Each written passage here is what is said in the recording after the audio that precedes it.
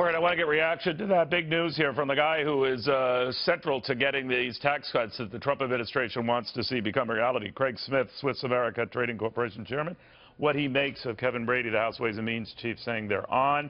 They just could be retroactive, but nothing is stopping them. What do you think? Neil, I got to tell you, first off, that was a great interview. You asked the right questions. I like how he said he didn't want to get in front of Trump, President Trump. But I got to tell you, I've never been more encouraged by an interview, and I'm sure you're of the same mindset, Neil.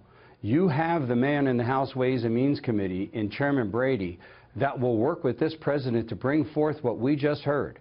I'm convinced that Chairman Brady listens to your program, Neil, because 8 months ago during the campaign, you and I talked about it. Could Absolutely. you imagine if you went from the 35% tax rates we have around in America, that are the highest in the world, and brought them down to 15 or 20%, every major corporation in the world will want to move here. And that's just the corporation. I mean, we're talking the top rate going from about 40% individuals now down to 33. And we know the top rate's actually much higher than that because of Obamacare.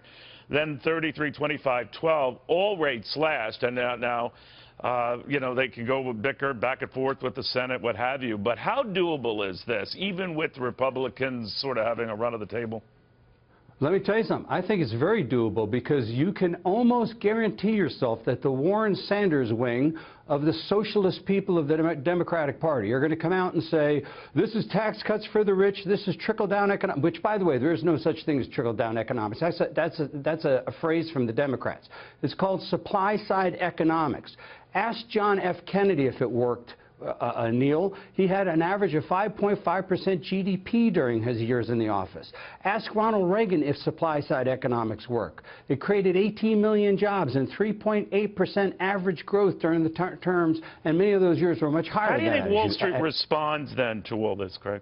Well, look at how they responded, Neil. Look at the market today. But more importantly, yesterday, what an incredible video, Neil. You saw President Trump in the Oval Office with the head of Intel, with his desk stacked with papers, talking about Intel spending $7 billion, creating 3,000 high-paying, high-tech jobs in Chandler, Arizona here, 10,000 support jobs. Why? Because he knows he's not going to have to deal with a president who says, you didn't build that. He's going to be dealing with the president that says, how do I help you build it and make it greater and make it better and get our GDP back, Neil, and make us the great nation that we are because of free market capitalism.